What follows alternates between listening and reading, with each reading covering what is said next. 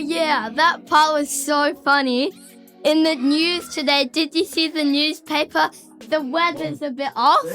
Yeah, the weather's off and it's kind of like a heat wave, you know? Hey, guys. Hey, Murph. Hey, I love you. I love you. Hello, Life fans. Hello and welcome to another episode of Just Dance. I'm Dan. I'm Dan. Today we're talking Christians. Ooh. Not Christianity, not theology. Christians. Just the people. Yeah. Group. Yeah. Yeah. The group.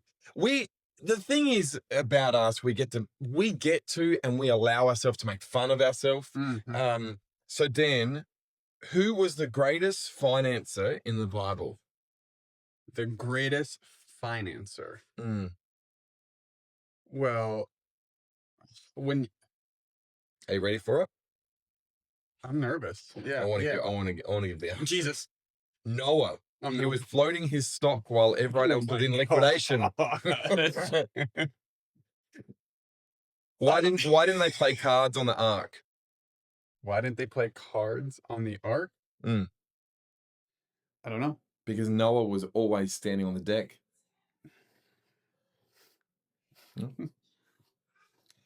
How do we know Peter was a rich fisherman? How? By his net income. Why did Adam and Eve do math every day? Why? They were told to be fruitful and multiply.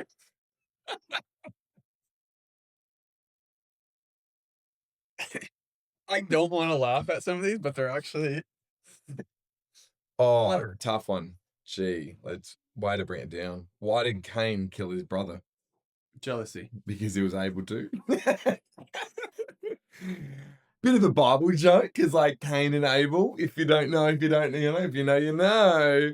All right, okay. Why didn't Jonah trust the ocean? Why? He knew something fishy was going on. That's yeah. that's I don't know how good that's a terrible joke. Oh, here we go. What's a missionary's favorite type of car? What? A convertible. Oh my gosh. And I'm not even going to ask you, but where is the first tennis match in the Bible when Joseph served in Pharaoh's court?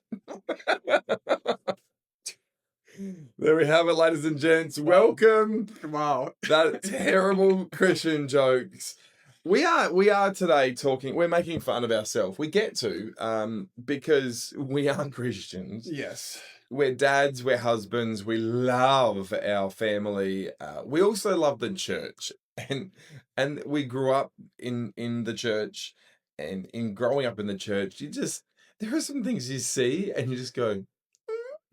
Well, I like to equate it to like in your family, you love your family, but you always have like that weird uncle. Oh, for There's sure. always going to be a weird uncle in the church. There's always going to be weird things like, what did you guys just say? What did that mean? Totally. Just, yeah. And unfortunately, every Sunday you just get to see the weird uncle. You know, like, hey, morning. Oh, he's going for a hug. Okay, and he's not letting go. Oh, love you, brother. Love you, brother. Mm-hmm. And then just keeps going.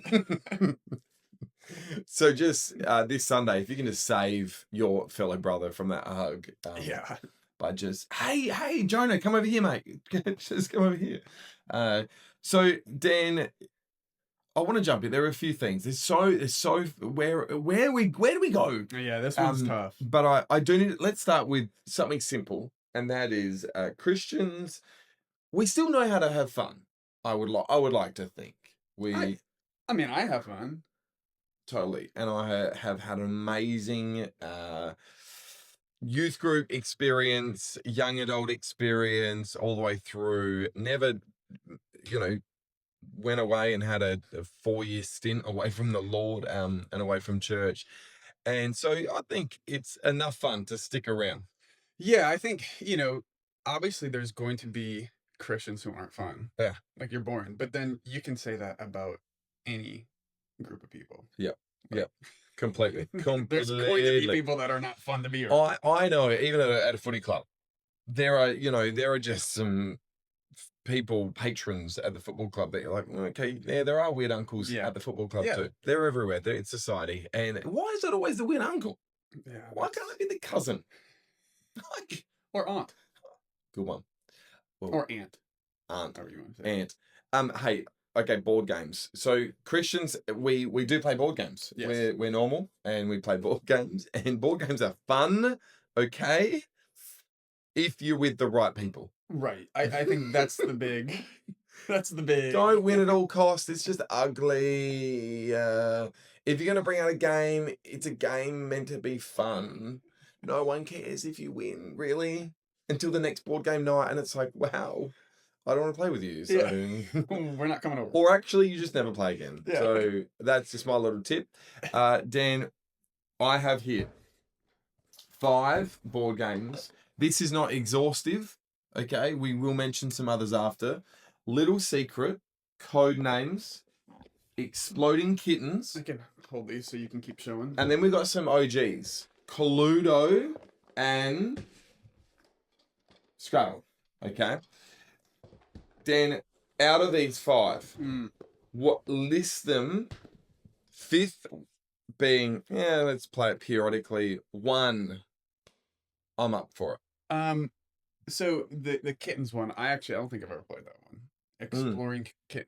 Exploding Kittens.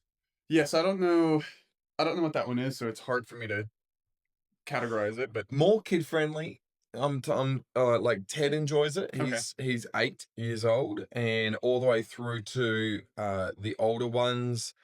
It wouldn't be an adult. You wouldn't sit around as an adult game night. But a good one still. So like a good family game to play. Correct. That's Exploding Kittens. So I would hate to say a good family game to play is number 5 on my list, but I've never played that. Number 5. So that's fine. Done. I'd say 5. Exploding Kittens. 4. I feel like I've played Cluedo once, but that's like it's a travesty. Yeah, I mean it's Professor Plum 2 or 3 times. Colonel Mustard. Yeah. Okay, Cluedo's 4. Yep, and then I would go. You've got to go Scrabble 3.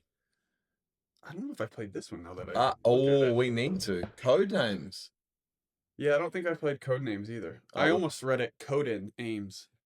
You get where I'm confused.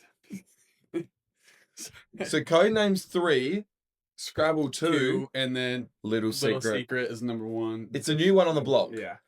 New game rocks up. Let's all have a play. So they're top 5. Outside of what we have right here, Dan, what are some classics? Let's get it out there. Monopoly. Yeah, I was going to say Monopoly, I think, is always going to be the top of the list. Top Childhood 3 favorite. for anybody. Yep. I don't know would you consider, it's not really a board game, but Yahtzee is always like a fun game to play. Yahtzee. It's not, yep. It's more dice than anything. But here is my, I'm final. I'm so certain of it that you cannot argue out of it. Okay. The number 1 globally, I will say, really only basing on 2 continents, is Uno. Okay. Uno. Uno. Dos, tres. So Uno is number 1. I would say I haven't researched, but I would say it's the biggest seller. I would say it's the most played. I would say it's the most versatile and universally easy game to pick up. Universal. Like anywhere from kids ministry, youth ministry, like you whip out in a school setting, in any setting. Yeah. They're now getting a bit too funky with the rules. There's like 4 versions. So that's where I'm kind of like not, because I feel like over the last 2 decades they've always added something in. I'm like, just the original one. Yep. Don't change. What Uno is, that is one of the best games, if not the best game. Like you said, so universal because it's numbers and colors. Yeah, totally. That's all you need. Okay, here's a fun fact. Here is a fun fact, which Calista taught me the other day. They now print them with symbols so colorblind people that are colorblind can then identify the colors or the symbols so they know what it's associated to. Wow. Like when I heard that, Universal. Is and will always be number one. That's wow.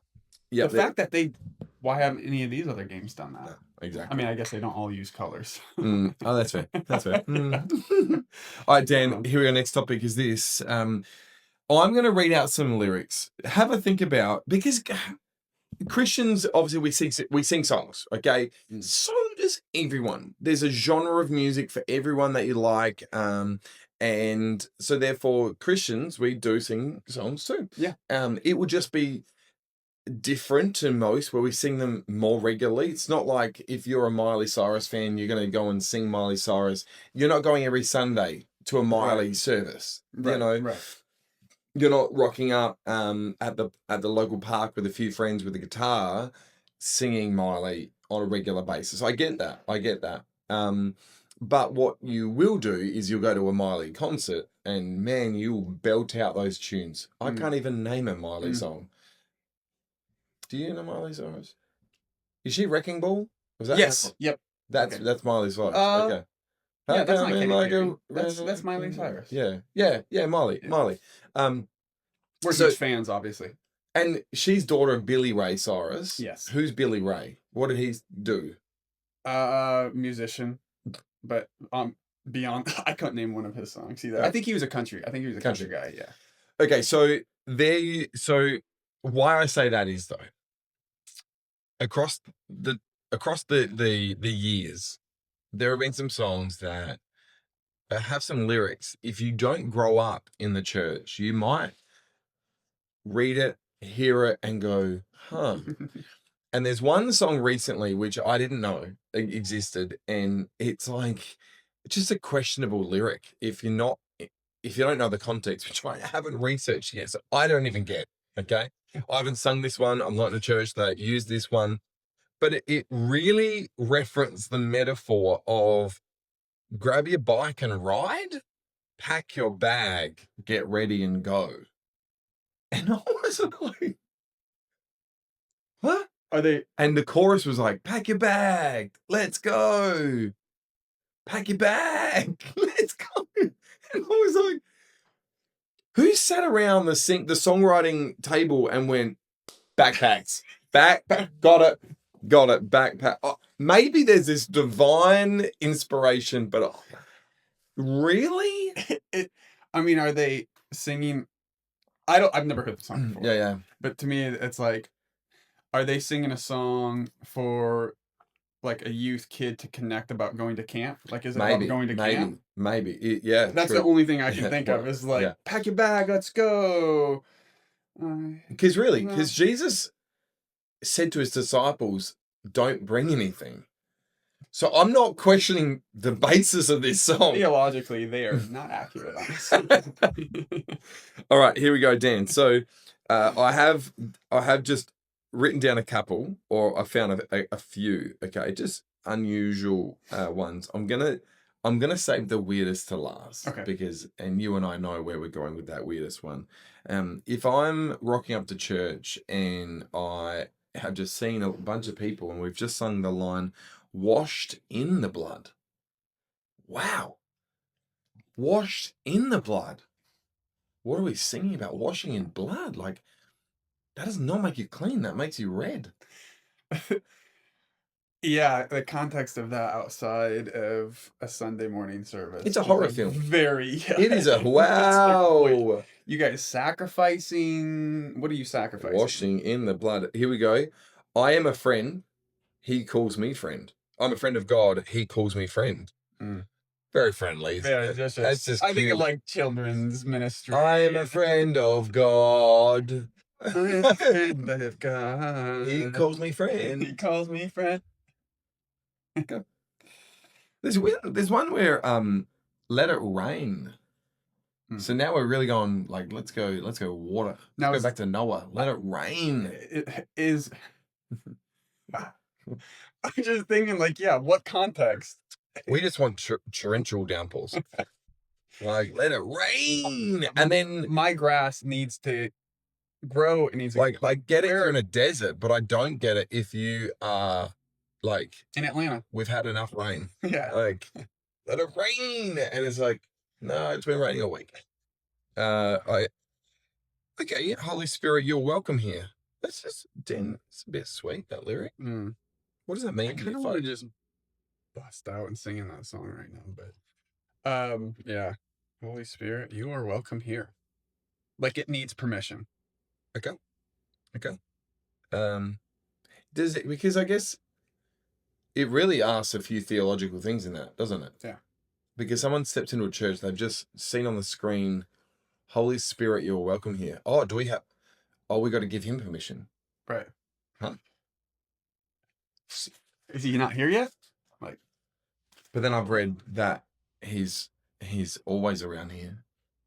That's where I'm. Because he's omnipresent. Oh. Look at us just pointing out these, like, unbiblical.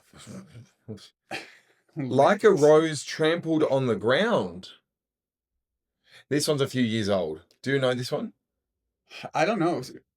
What is there another lyric to it? Like, I'm just going to say it again. Like a rose trampled on the ground.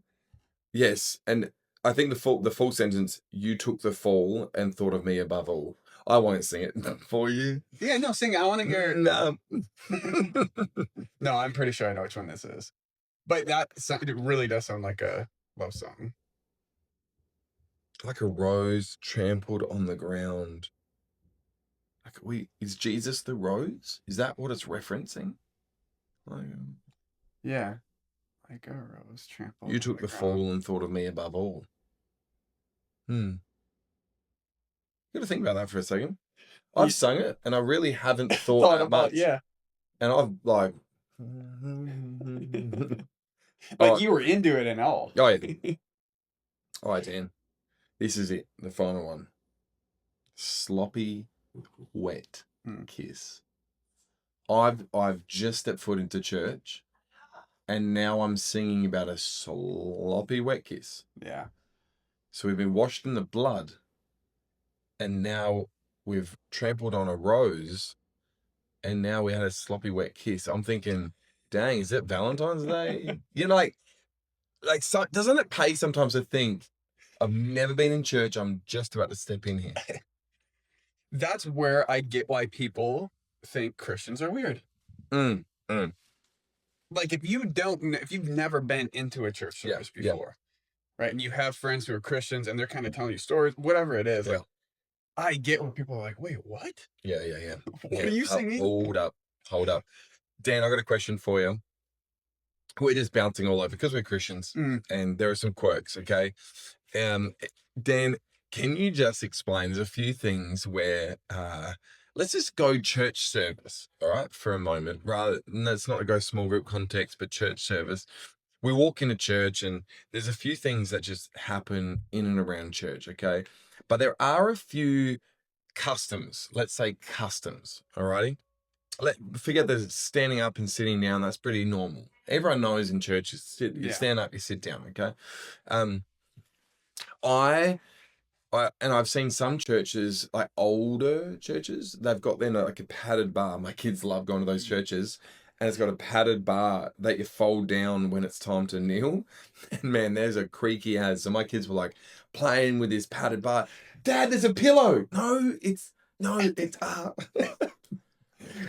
but we were talking about the other day.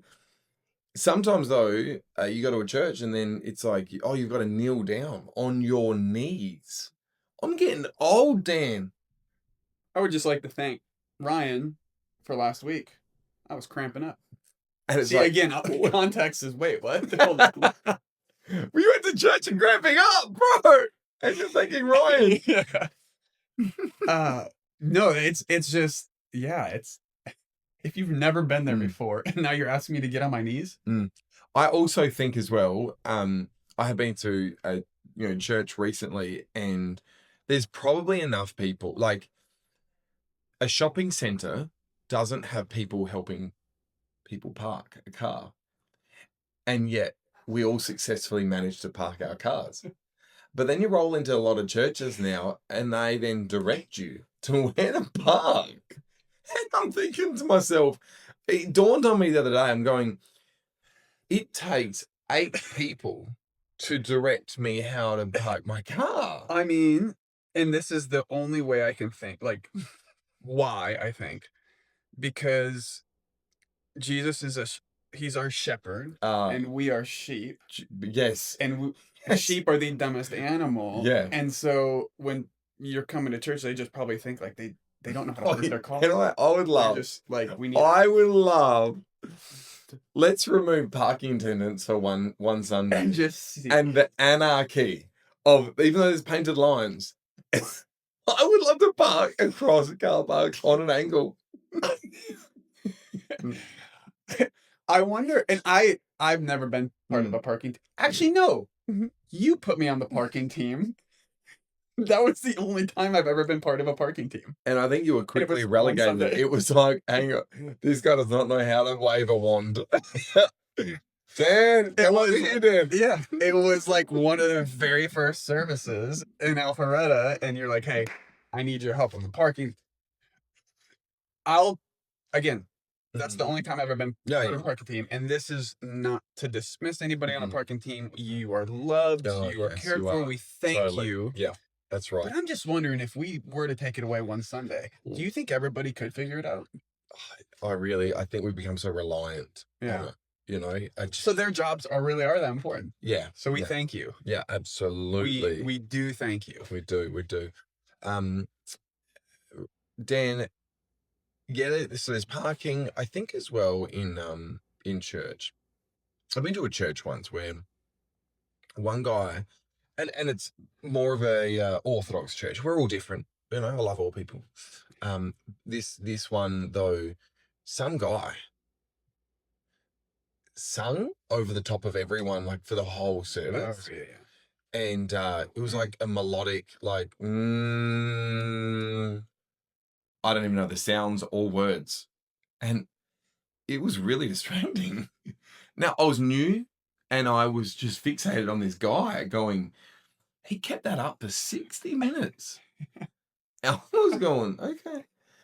And I was new, going, oh, right. I just wonder if people are unchurched, if like what goes through their mind. I have to. There was one of my favorite church stories is it was a Sunday morning, obviously church Sunday morning, yeah, and Sunday morning, and the church we were at was in the city, so close to a few nightclubs and whatnot, and this guy then stumbles into church when the music team were there rehearsing and practicing, so early, 7:30 a.m., and he was a pirate, and he plays in a pirate band, and he had a big Saturday night, which rolled into a Sunday morning, and so he was walking past the church, and he's like, hey, and he walks in, and he just vibes to it in the back, just really digging it. And then he's like, I'm going to stay for the service. He stunk like rum. And so he's parked himself front and center of this church. And then my favorite was then midway through, like early, so not even mid, early in the sermon, he must have heard something that the preacher preached about and just puts his hand up. Yes. I got a question. I think we need more hands up during sermons. Clarification. What do you mean? I disagree. Luckily, he was nearby a few people who were kind enough to be like, hey, man, let's just answer that after service. Like, keep your questions. Needless to say, 5 minutes after that, he just walked out. Was it a good question, though? He never got to the question. He was wanting attention, and that wasn't given, so it was like, okay. A pirate in church. Hi, Dan. Did he have a pirate hat on? No. Like, look, like leather jacket. He had the big rubber boots. I don't know if he had a hat, but like really greasy, dreaded hair. Wow. Like the guy's he's been playing. I've never met a pirate. All right, now, but you've met Christians, Dan, and when you meet Christians, there are some things we say. There are some things we say that we mean. There are some things that we say, but we mean something different. Okay. Dan, I'll pray about it. What do you reckon it means And then tell me what you think it really means. Well, I think I'm gonna let you know that I want you to know that I think this is important, but I'm actually not going to pray because I don't really care. But I want you to know I'm a Christian, Tony. so I will pray about And this. it's in the delivery. Yeah. Oh, I'll pray. I'll pray about it. Mm. Or there's the dismissive. Yeah, I'll pray about it. Will you? Definitely not praying about that. Yeah. This one is a southern one, so a lot of Aussies might not know this. Bless their heart. I can't say it in a southern tone, but there are definitely, I've heard it. What does it mean, Dan? Oh, bless their heart. Pretty much that you're an idiot. I heard this when I was like 18, 19, because I'm not from the South. And so when I heard it, I'm like, oh, I love that saying, bless your heart. But what I come to find out was it doesn't actually mean bless your heart. It means like, oh my gosh, this person you are. Hey, let's agree to disagree. It's a universal phrase, but you hear it a lot in church because we're meant to agree in church, aren't we? But no, you're wrong, and I'm done arguing. Let's just agree to disagree. Oh, Dan. On Sunday, God really showed up. What did that one mean? I'm more spiritual. God really showed up. Man, the music was great, and I cried. I love it like this one. That's good. And I love in church, like Pentecostal churches, the wave. Yeah. Oh,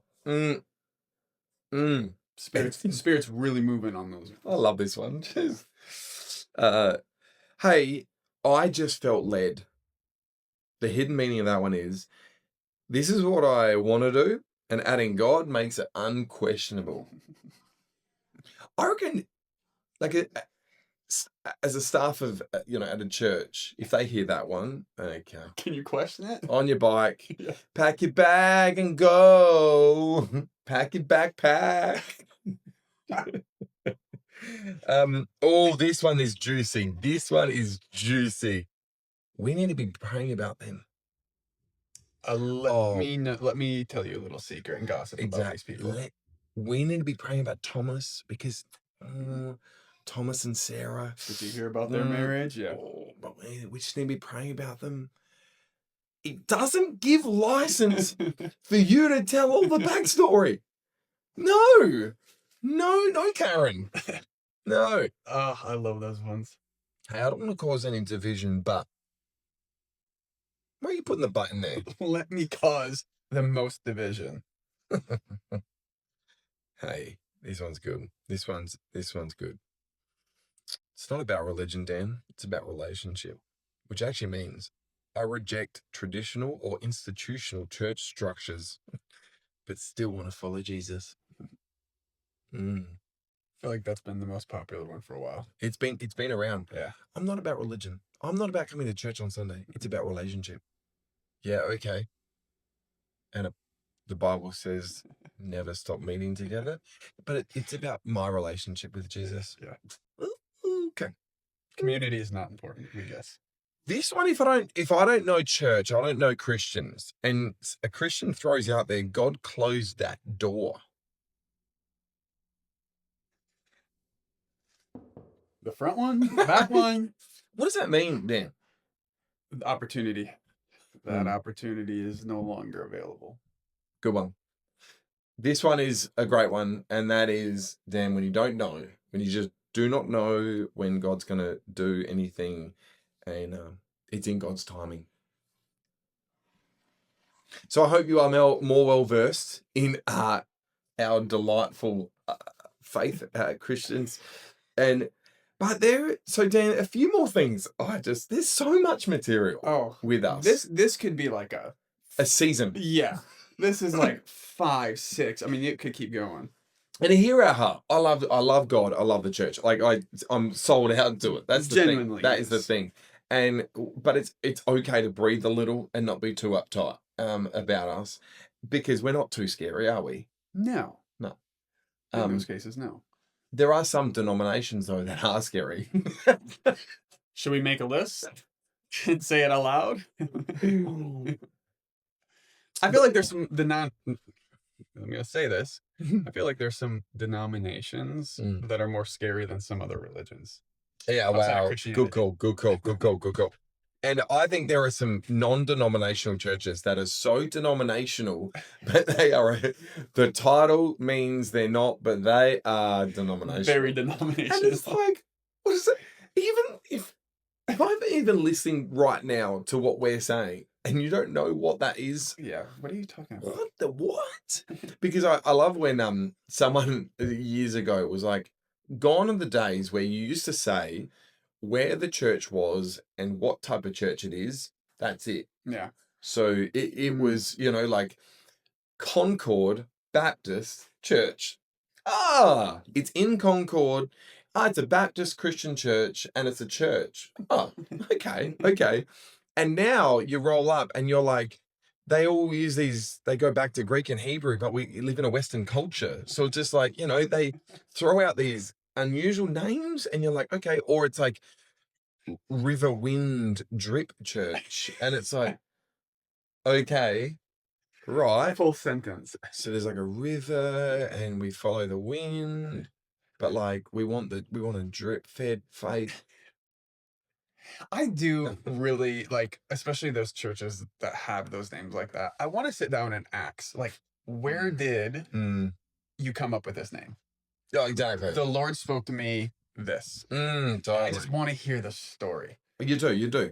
And I feel like some names are seasonal, where like it's big in a season of some churches, and you're like, oh yeah, that's sick, that's cool. Like when there was like a grungy like feel back in the early thousands, and there was just like garage churches, and it's like sick. But what happens when they all like grow older and it's like, oh, we're no longer like the underground grunge church? Man, I have like 3 in my head right now that I know. But I think I love some denominations though that there are just quirks in some denominations. Then the padded bar is just a great example of some. But now that I'm older, I get it. Yeah, for sure. And there are others where, like candles. And I know we had a friend's wedding once and we were in a certain type of church and very symbolic, like lighting candles and whatnot. And my wife had a candle and had to like hand over the candle to someone and it symbolized something or whatever during this ceremony. And as she's handing over, like hot wax is just pouring on her hand. But because the sanctity of where she is, she's still like, keeping a moment, and her hand is scalding hot, and it's like, no expletives, bless the Lord. I would have not participated. And now I think, now there are other churches where it's all just battery powered candles and that's so true. That's so true. The church I grew up in, during Christmas, we would do the candle thing and you pour it over. And of course, every kid's messing around doing that. And then one year you show up and it's batteries. Oh, what? Bring back the flame. Yes. From Acts, baby. Gosh, We bring the fire. Bring the fire. Fuego de Dios. You know that song? In English, yeah. Fuego de Dios. I don't know Spanish, What's but fuego? Fire. Okay. De is of. Day. Oh. Of. Fire of God. Fire of God. Isn't that in English? Fuego. That's an English song, de right? Fire. Come down. Wait, Lily? Yeah. Is that just a Spanish song? Fuego de Dios? No, it's nothing. Oh. What is it in English? Can you sing it in English? Fire, come down. I've never heard the English. Fire, fall down. On us we pray. Let us sing.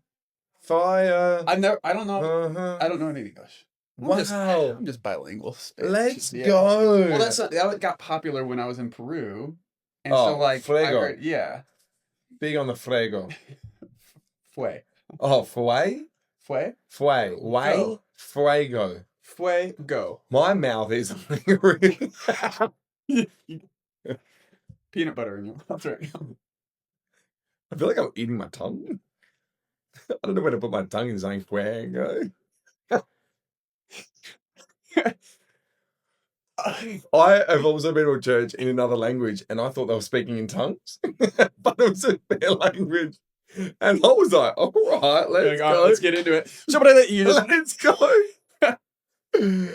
Oh, this one, okay, we love it. We don't mind. Before we finish, Dan, we don't mind a bit of controversy. And this one I want to lean into just for a touch. Okay, it came to me. And that is a bugbear of mine. Why do some churches have the gift of tongues and some others? Some don't. That is a big question that I don't have a good answer for. And it's controversial. We could have talked about this one last episode. Correct. Yeah. And so that I feel like, and so my confusion, it was just Spanish, not speaking tongues. So I was like, oh, okay. Oh, they are actually just a Baptist church. Got it. But it's a Spanish Baptist church, you know. But then there are some, and if you didn't know what speaking in tongues is and you step into that church, there are some funky things we do. Yeah. But then at the same time, you read the Bible and you go, oh, a guy lay on someone and he came back to life.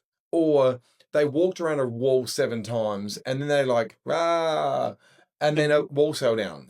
Comes crashing down. A guy goes into a big fish and survives. Like, a guy got killed by a stone.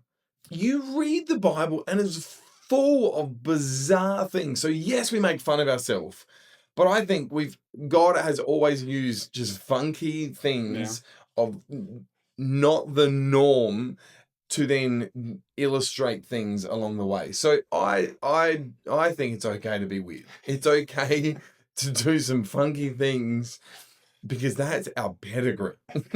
That's just who we are. It's who we are. That's who he is. It's who we are. And I'm loved by you. Yeah, that's another good one. Well, Dan, it's been a great episode. And before we finish, I do need to say, I hope if you haven't stepped foot in church before, can you reach out to us? We would love to get you connected and to some good people. If you've been to a church before and it's been a minute. In America, I love that phrase. It's been a minute. If it's been a while, or it's been heaps long, we would say in Australia, since you've been back in a church, we would love to help you find a good church. Because the thing is, there's not one type of cafe. Yes, there's Starbucks, which dominate the market, but there are a lot of different types of cafes. So if one isn't your choice, I'm sure you're going to find another cafe, aren't you? And so the same deal with church is if you then are upset at this one and you haven't been anywhere else, please look for one. Don't write God off. Because of one bad experience or 2 bad experiences, or maybe even 30 bad experiences because of weird people. Dan, what another episode. We are Just Dan's and we are so thankful for you listening. And I just hope that you like and subscribe. I know that's a dumb phrase, but please do it. It helps us. Please do. Just click. That's all it is. And I'm looking forward to our tickets to Japan, Dan. That's coming very soon. We'll talk about that more in later episodes. But yeah, that's good. Japan trip. Very excited for it. And then Patagonia.